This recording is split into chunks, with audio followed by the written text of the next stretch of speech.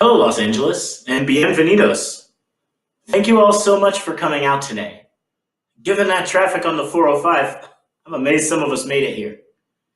My grandma Victoria was an orphan. She grew up in Mexico, but in 1922, as a 7-year-old girl, she left her home and she moved to San Antonio, where some relatives had offered to take her in.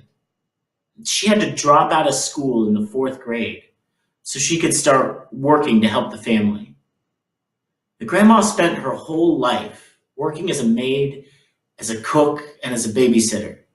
This incredible woman taught herself how to read and how to write in Spanish and English before my brother Joaquin and I were born. She worked so hard to pass on a better life to my mother Rosie so that she could pass on a better life to us. Grandma was so excited the day before Joaquin and I were born that she entered a menudo cook-off and she won $300, and that's how we paid our hospital bills. I remember every single morning as a kid, leaving for school, she would watch us go and she'd make the sign of the cross behind us and she'd say, "Que Dios los bendiga," may God bless you. Sometimes that's the best we can do for our kids, right?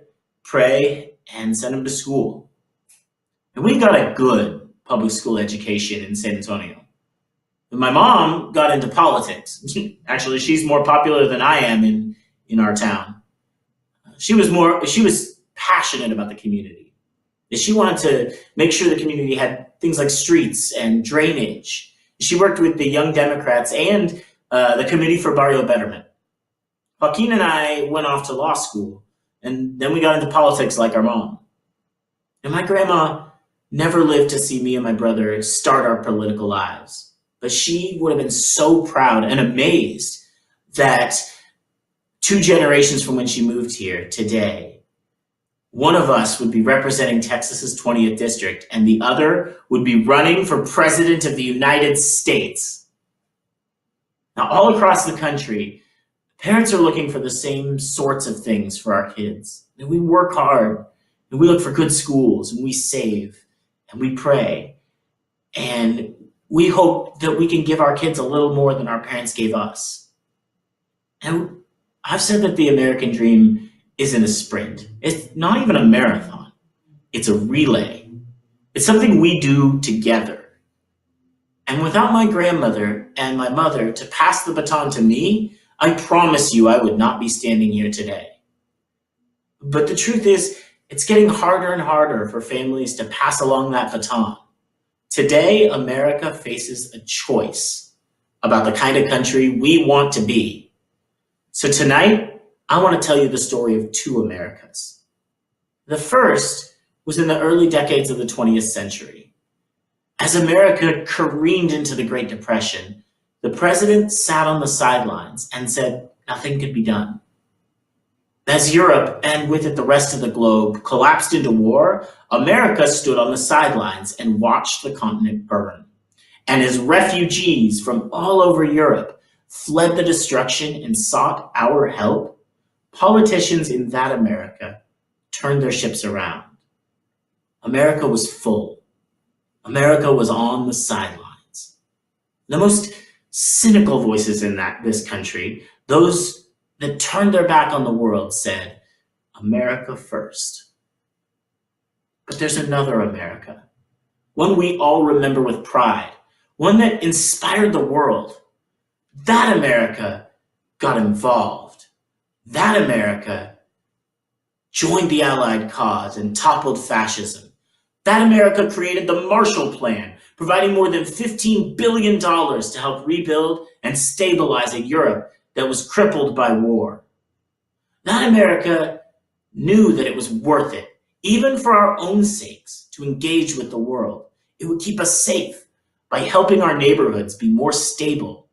That America was not interested in walling itself off and keeping the world out, in plugging its ears and saying whatever happens over there doesn't matter to us over here.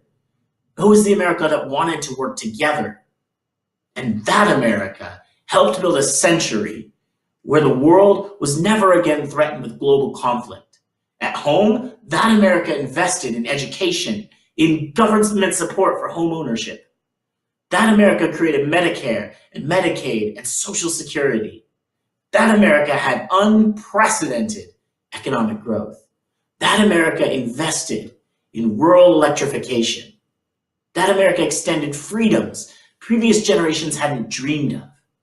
That America believed that we could live up to our big dreams. And that America made it happen.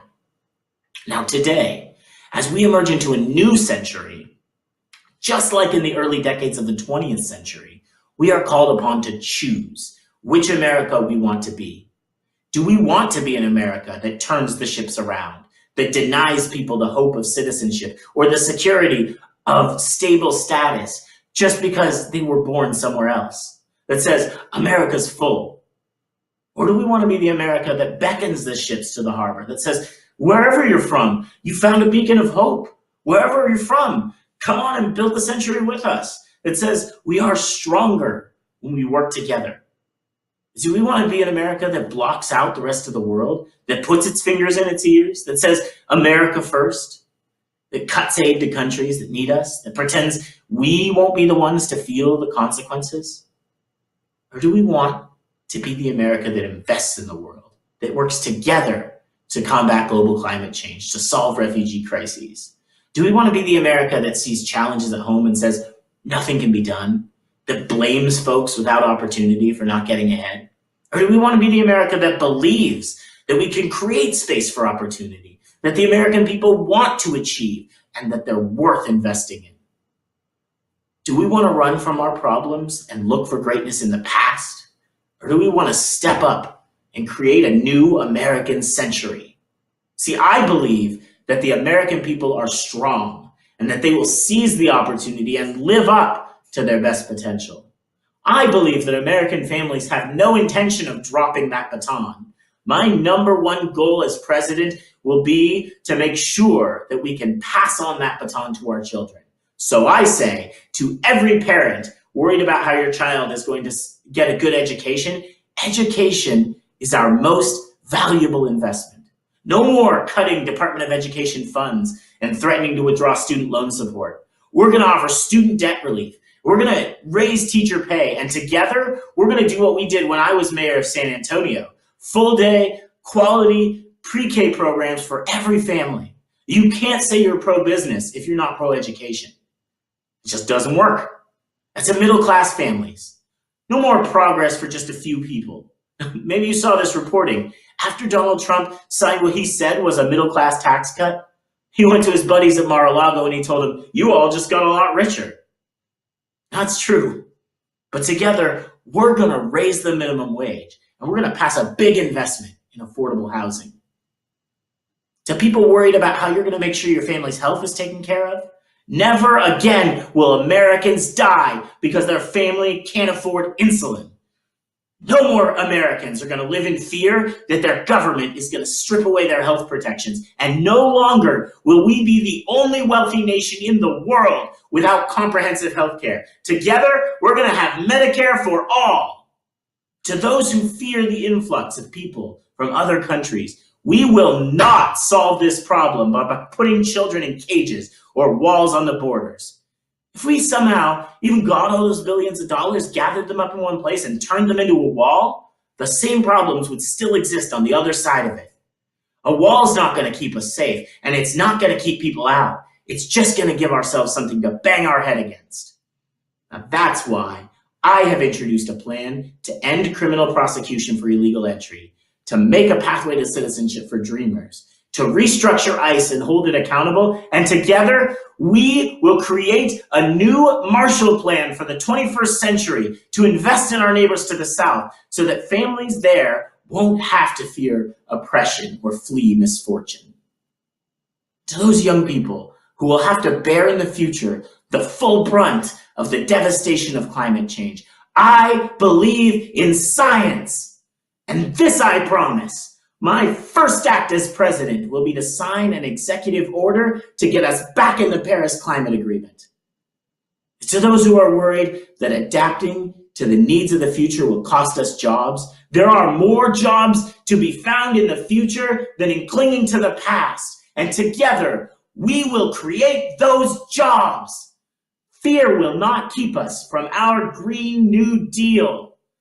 Fear will not keep us from facing the future and building our American century. I believe there is no better bet in the world than the ingenuity and strength of the American people. Now, I'm from Texas. Before I worked in the Obama administration, I was mayor of San Antonio, the 7th biggest city in the country. And we're known for our tough guys and our confidence and our rugged individualism. Don't mess with Texas, right? But we also know there are some things we can't do on our own. We can't plug our ears and pretend other countries in the world don't exist. We can't create stability and prosperity on our own. We're going to have to do it together. And we can't plug our ears and pretend our struggling friends and neighbors don't exist. We can't create prosperity for some while leaving others out. We have to do it together. And we can't run that relay and pass on a better future alone. We have to do it together. We can't change this country. We can't defeat Donald Trump. We can't build a new American century on our own. How do we have to do it? We have to do it together. People of Los Angeles, I'm asking you to join me to rebuild the American dream. We have to do it together. Thank you.